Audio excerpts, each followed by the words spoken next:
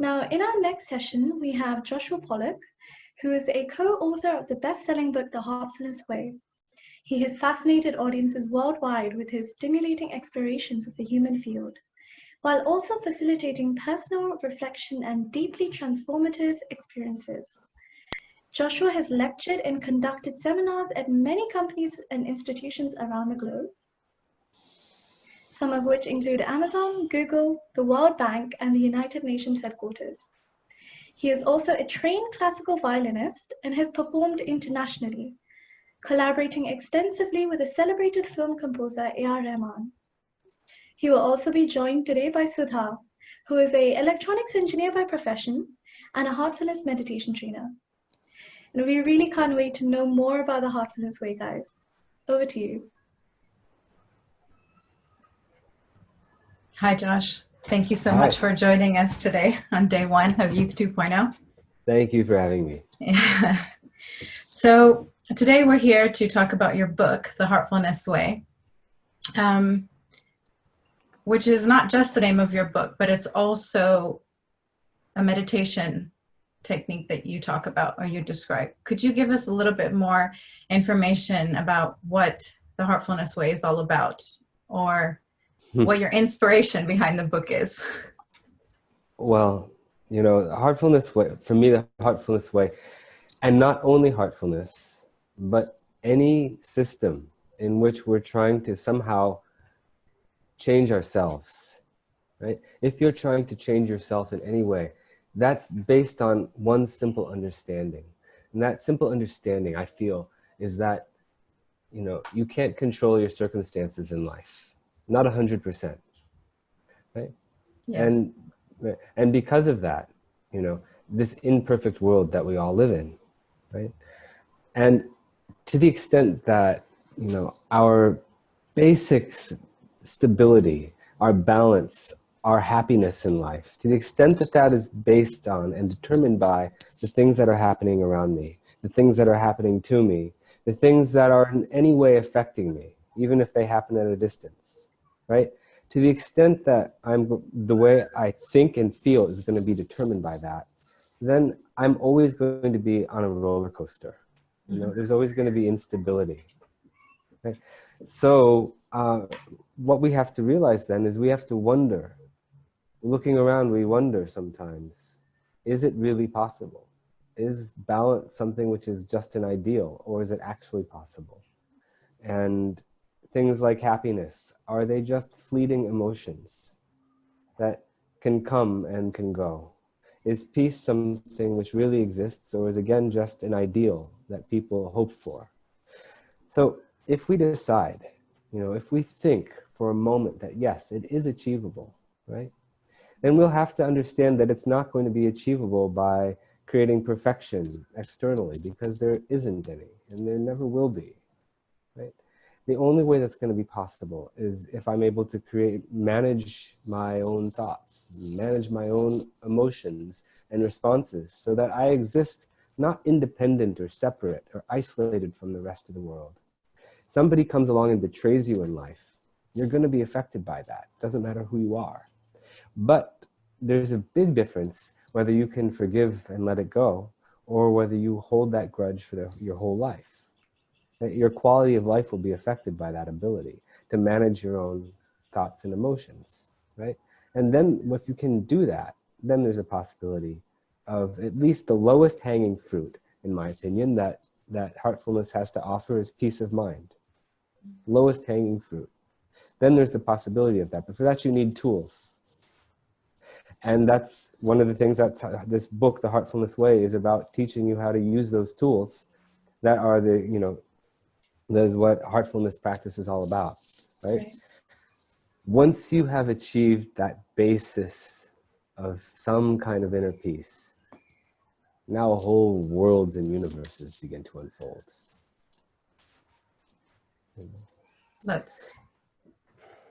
So that's what, I mean, that's the basic thing, right? What does unfold anyway? There's a lot. But basically, if I can just continue just for a minute longer. Oh, please, yes. When you're able to remain so centered and so balanced inside, in spite of so much chaos surrounding you, right? Then all of a sudden we learn something. No, we learn something, but then all of a sudden we achieve something that in the old yogic scriptures, in the Gita, in fact, is known as stitpragya, the state of balance. That only means one thing. That means that you're not being influenced by everything. You're not being constantly influenced. The influences are there, but you're not constantly being pushed and pulled. When you're not being pushed and pulled, what happens next? What happens next is that you have some clarity. You have some clarity and develop this quality of clear thinking, of discrimination, which again, is known as viveka, right? Discrimination. So from the state of balance caused by meditation, you develop some balance, you develop some clarity, discrimination. And that only is there to tell you what you should do in life and what you shouldn't do in life. It gives you a clear idea of what your purpose is, right? And with that, you can choose yes and you can choose no, right? Yes and no. That no, when we choose no on this side, that is something that's called renunciation. That's called vairagya. And that renunciation is not, people think of renunciation as getting rid of all your belongings and running for the hills. Right. Renunciation is simply being able to recognize first, to discriminate between yes and no, and then having understood it, say, okay, no, and yes to something else at the same time. Yes. So that's what that's about. And the thing that, this last thing is that the thing that discriminates is not your mind, but actually your heart. It's your heart that gives you the feeling of no, no, no, or yes, proceed. It's your heart that tells you that. So this exercise of constantly listening to your heart gives us so much. You know, that's what heartfulness is about, as far as I can understand it. Yes, thank you. Thank you so much. So I think especially the audience that's watching today, who is primarily youth, is, you know, that clarity, that viveka that you speak about, or that discrimination, is something that we really yearn for, really hope to achieve. But at looking back on kind of your journey and your personal journey to finding meditation, and if you could go back and tell your 20-something self, like, now, what was some advice or something you would say to them on how we could, you know, find this? Oh, it's very simple. Just listen to this heart. Listen to this heart, and listen to your conscience as your heart. Understand that that's what it is, and pay very close attention. It's very, very easy. You can very quickly, you can make mistakes, you know, that have enormous repercussions in life. You can very easily make mistakes. And such mistakes are also very easily avoided the more we're tuned into ourselves. So I would tell myself to do what I did. You start meditating. Yes. You know, I would tell myself, I would rather go back to my, you know, 15-year-old self and say that. That's where I made most of my, no, I said, so I still make mistakes. I'm not trying to say you never make mistakes. Right, yes. Make a mistake when you practice heartfulness. That's not what I'm saying. But the fact is, you have the option not to. And then, because the signals are there, right? You have the choice. And now actually the responsibility becomes greater. This is the problem. The weight of your decisions becomes greater also. I don't mean to scare anyone, but it's true.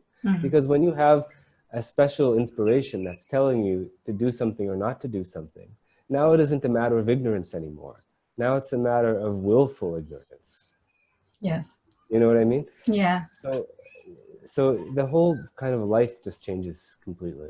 But I'm very thankful for, you know, this practice, which I just came across so accidentally walking down the street one day. You know, just bumped into somebody who practiced it, and we were talking about something else entirely, and, you know, 10 minutes later it came out that they meditated, and I tried it, right? That's one of the inspirations for the book, because I realized it's so difficult for me. I mean, look how random this was. Look how easily I could have messed this up. So if people can know that it exists, then it'll be better. You know, I would have liked to be able to have that, you know. So would you say you found heartfulness at like a difficult period, or like you were saying, the roller coaster that we face? I mean, life is always a difficult period, not an easy period. That's true. You know, I mean, there were things happening. Yeah, there were things happening. I mentioned in the book that my sister had, passed away only maybe a couple weeks earlier. Mm. Oh, okay. But yeah. That's- I had already been trying to meditate for yes. some years before that. Mm. But, I didn't really find so much gratification in that and that was okay with me. In the intro, you mentioned that I'm a musician, right? I'm a violinist. Yes. If you're a violinist, you know very, very well that certain good things take a lot of patience, a lot of willpower and discipline, And I knew that. Violin is like that. Piano isn't like that. My apologies to any pianists, but if you play the note, it's in tune as long as the piano's in tune. And it's going to sound decent as long as it's a decent piano, right? But you play even the best violin in the world, you give a Stradivari to somebody who can't play, and no one will be able to tell it's a Stradivari. There's a squeak and squawk and scratch. You have to practice a lot. And you have to have patience and willpower. So I thought when I meditated, it was going to be the same thing. I close my eyes and it's just scratches and squeaks and squawks, all this instability and refuse and dirt coming up from inside myself and preventing me from meditating entirely, right? And that's what my experience was every time I meditated, every kind of method that I came across.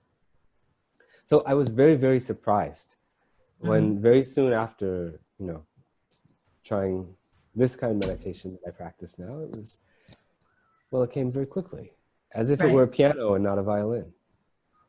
So that's when you kind of knew. Yeah. Yeah. That's what, I knew, I think I knew immediately. There were always some signs there. Yes.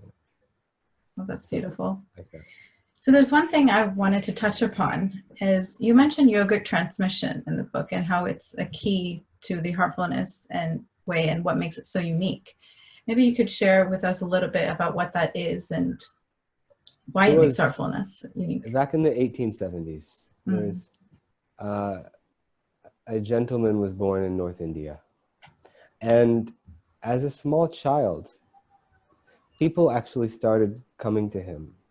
Adults started coming to him for what exactly, I don't know. Spiritual experiences, maybe spiritual training. But the fact is that they found that in his presence, they were having mystical experiences, though he was just a child, right?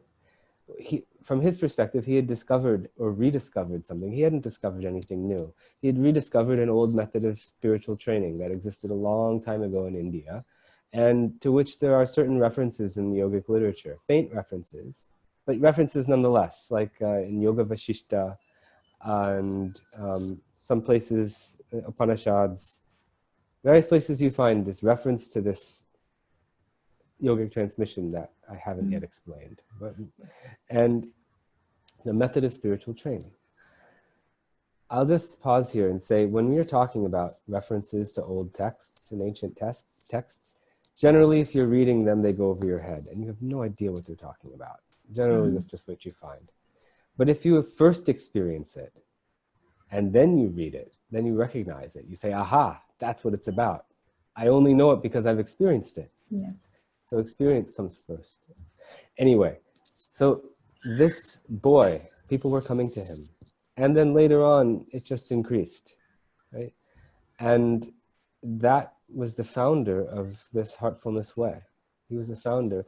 And over time, this ability to transmit has been passed down amongst successive generations. And people have been benefiting from it because that's the reason that I found that it was so effective when I started. I didn't know. Nobody sat me down like this and said, this is about yogic, this is yogic transmission that's causing this. I had no idea. I was just sitting there and meditating. Later on, someone tells me this is transmission. That's the reason you're having these experiences. And I ask the same question, what is this? Because I'm meditating, my eyes are closed, I don't see anything. Nobody's doing anything, apparently. So what is this yogic transmission? So what is it? It's difficult to explain such things, I have to say. But we can only give analogies. And the analogy that I feel best translates is that, like in the same way that many people believe in divinity, they believe that divine energy is everywhere. many people have this intuition that such a thing is there. But do you really, really, really experience it in your life? Or is it something you hope to experience? That's the difference. Mm. In the same, we see people may believe in God. But a belief in something, it automatically means you haven't experienced it, because you don't believe in things. If you go to the beach and see the ocean, you come back and say, I believe in the ocean. Mm. You don't have to believe in it because you've seen it. Right. But if you've never seen it, then you might say, aha, I believe in the ocean. Somebody's told me about it, so I believe in it. Right? So when you experience something, belief has nothing to do with it. It's out of the picture. Until you experience it, it's only about belief. Mm. And same thing with God. So can you experience this? The question. Well, now air is all around us too, but we don't always experience that. I mean, Yes. we don't remember that it's there. But if someone turns on the fan, this current of air is now being focused on you, and you feel it. That's what transmission is. Mm. Somehow, somebody is triggering or focusing this current of the divine energy that's already there. They're focusing this on you like a laser, right? Or like, and because of that, all of a sudden, because of this movement now you experience something. And you can say, aha, and renounce belief. Mm. You know? Yes. So that is sort of basically what yogic transmission is. It's something you have to just experience. You have to go to somebody who can impart this, like all Yes. heartfulness trainers can. Yes. And see what it's like. Do it a few times. Mm. Nobody will ever charge you for it, because such things can't be. It's not a market, you know? Yes. Spirituality isn't a market. God Yeah, I can't think be sold, so. we will be fortunate enough to have a small session with you, I think, Yeah. in a few minutes. So I think one of the concerns that a lot of youth are having is that as they're figuring out life and as they're figuring out this roller coaster you talk about, being, you know, so many more responsibilities, so many more paths to choose, is that they just don't have the time to meditate. They don't have the time to sit and have a one-to-one. But something I've heard is that as the more you meditate, the more time you have to meditate. What is your take on this, or what would be some advice you would give? I have a couple different takes on it, I think. Mm. Because on one hand, you could say very easily that, you know, to tell somebody that the more, you know, they meditate, the more time they'll have to meditate. To say that to a busy person is like telling a beggar, save your money. Yes. You know? Yeah. But maybe they can save a penny. Yeah. You know, and if you really have no time to meditate, then take a couple minutes and meditate. I mean, I don't think anybody has no time. Right. Nobody has no time to meditate. You might think, I have to meditate for half an hour, and therefore you'll say, I have no time to meditate. So that's for people who are really sincere and genuine in saying that they have no time to meditate. But I say, in my experience, 90% of the time, that argument is not a sincere argument. Yes. I don't find it to be a sincere argument. I don't find it to be genuine. I find it to be an excuse. But then why would somebody be giving an excuse unless they don't want to meditate? Mm-hmm. And then if they don't want to meditate, who are they giving that excuse to? It must be somebody who's forcing them to meditate. So in this situation, when this comes up, I think we can just say that somebody is trying to impose meditation on somebody who doesn't want it to. It may not be that they don't like meditation. They might just not like having something imposed on them by another person. Right. It can be that simple. So I think an answer here is nothing about time. Answer here is don't impose things on other people and put them in this position, you know? And if you really are sincere and you don't have any time to meditate, carve out the time. You'll see that priorities, I mean, who says I don't have time to get dressed in the morning? I'm just going to go to the office. Yeah. Right? Probably nobody. I don't think probably nobody, yeah. So I think you get my point. Yes, definitely. Yeah, it should be a genuine interest, I think. So just to double back to the book and kind of your personal What is one of your favorite quotes or maybe excerpts from the book or something? Because this is a conversation. There is conversation in this book between you and Baji, the global guide. So maybe a particular experience or something that you felt was really special to you while writing it. Well, this was a long time ago now. I would say that my memory is that somehow I feel that the prayer chapter. Okay. The prayer chapter, I think, was special in a way. Okay. And I think it was, see, in this book, there's a certain amount of technique. When you meditate, there's a technique to it. When you meditate, when you do the other practice we talk about in this book, cleaning, there's some technique to it. Mm. What is the technique for prayer? There's no technique. When you pray, the only thing that is, technique and prayer are like a paradox. Mm. Because prayer is just a absolutely honest expression of your heart, from your heart. And so there's no technique at all involved in this. And I would say that ultimately all of these practices should not have any technique. Mm-hmm. We have to really transcend technique, going into naturalness. The technique is there because you need something to start with. Right? When we meditate, in a few minutes I'll talk to you about the technique of meditation, how we meditate on the presence of divine light in the heart. But to somebody who really meditates and has, really gotten into this, they don't sit down and they don't have this thought, okay, let's see, there's divine light in my heart, and now what I'll do is X, Y, and Z. There's no process. You just close your eyes and you plunge without any attempt. So the whole practice has to become natural. And that's why heartfulness, the other name for this practice is Sahaj Marg, which means natural path, right? So I like prayer because of that. I like prayer because it's the part of the book that's most spontaneous, because there's the least to say about it in terms of follow this process. Yes. So, yeah. I think that's like the perfect point to kind of ask you to give us a small practical session now. If you could give us like a taster of the heartfulness meditation. How much time do we have? So I think we have about 20 minutes. Okay. A little bit under, yeah. Okay. Is that okay? Yes. Like I said, if you can save a penny, then so great. Let's try it. Sure. Here now, I was just telling you that we have this technique. Right.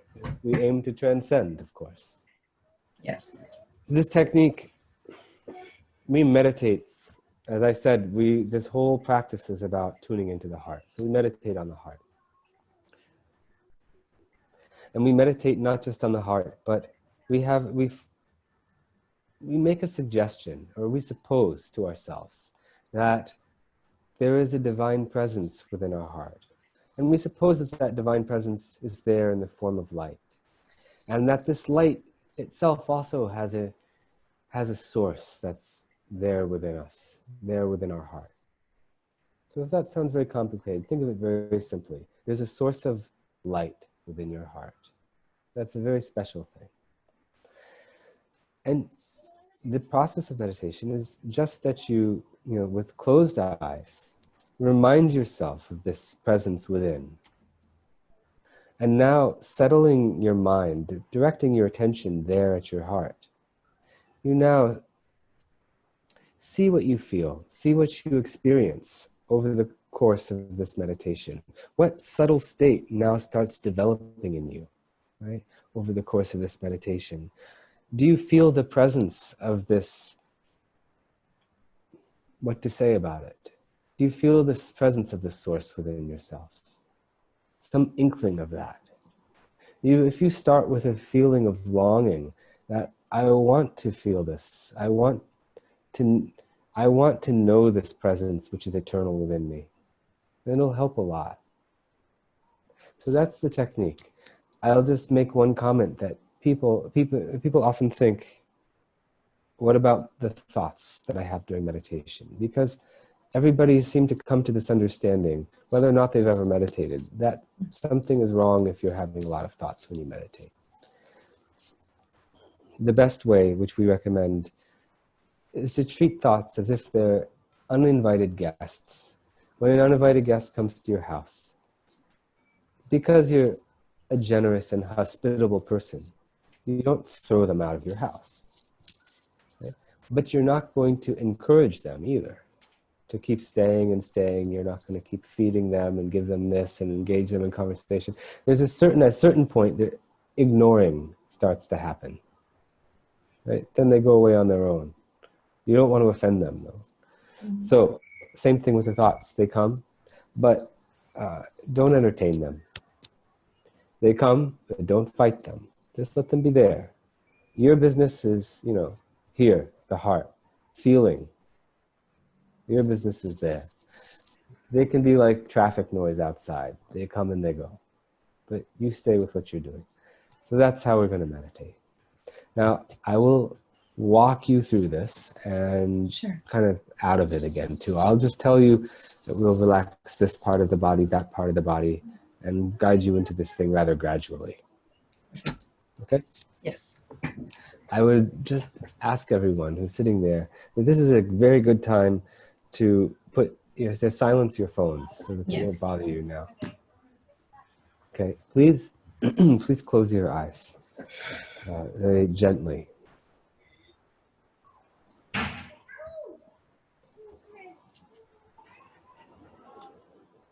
Now, bring your attention to your toes. You can wiggle your toes, in fact, and then relax them.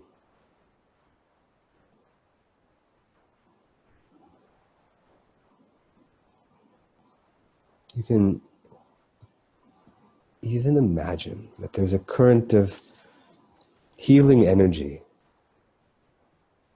entering through the soles of your feet from Mother Earth, and that this healing current of energy relaxes all the muscles in your feet.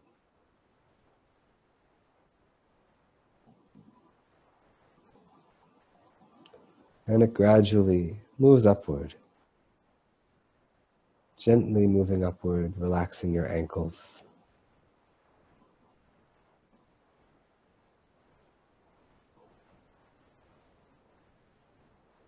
Moving further upward, your lower legs start to relax.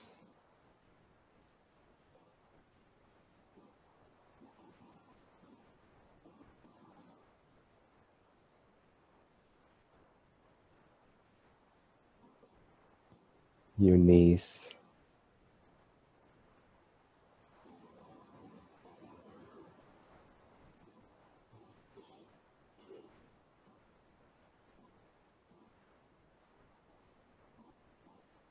Your upper legs.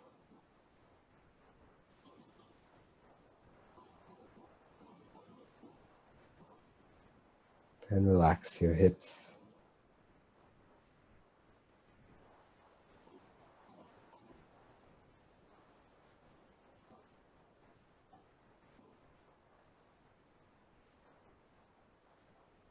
Relax your abdomen.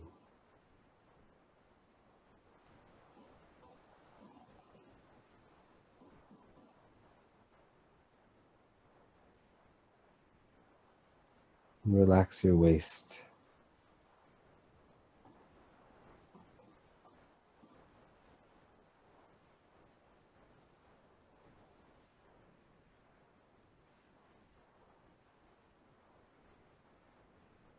Let this energy continue upwards, relaxing your chest.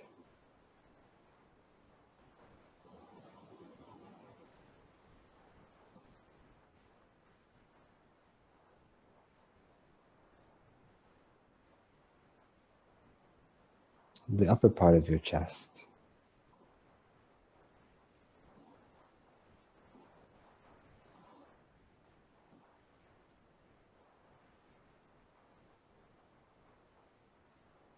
And relax your whole back.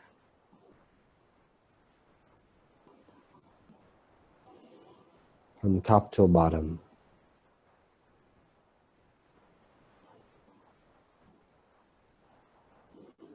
and especially your shoulders. Have the idea that they're melting.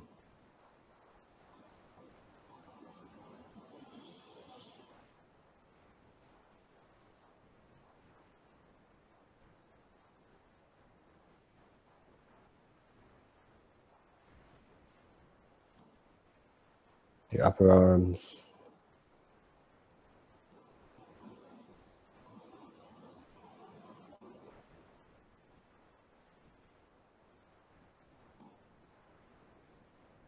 your elbows, relax your elbows.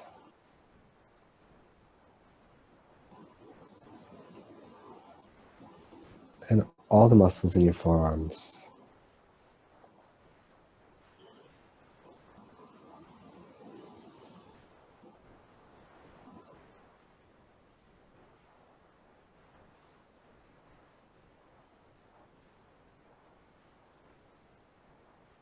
Relax your wrists and hands, fingers.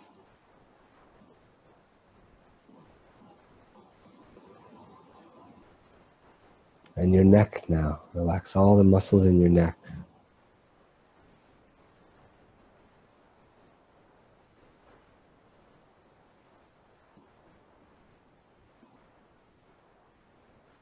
Relax your jaws.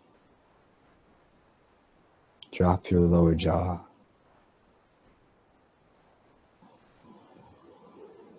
And all the muscles in your face.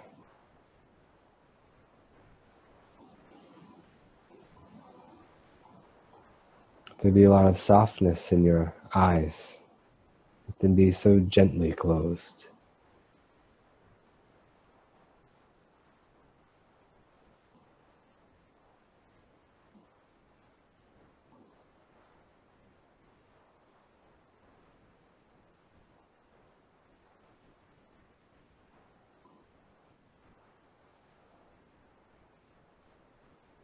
Your ears and earlobes.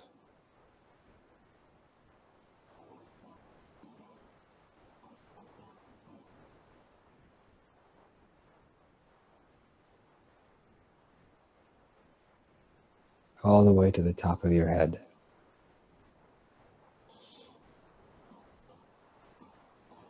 And gently become aware of your entire body. If there's any place which requires further attention, care, relaxation, direct the currents of this healing energy to that area. And let it be healed or relaxed.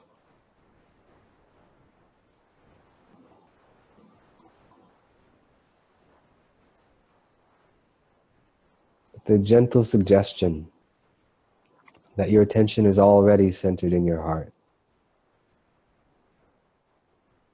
There, where the source of light is also present. And in a very natural way, you can relax into that and draw you inward.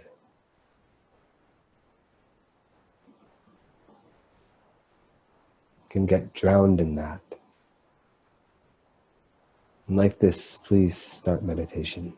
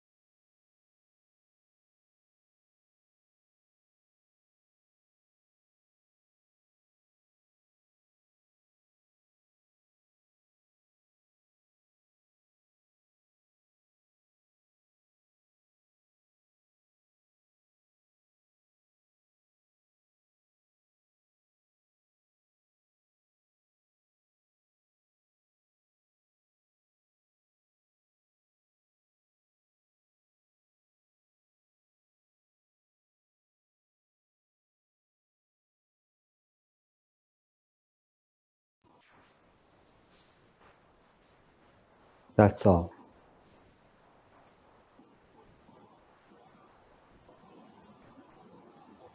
So we've reached the end of the session. Don't just jump out of your chair.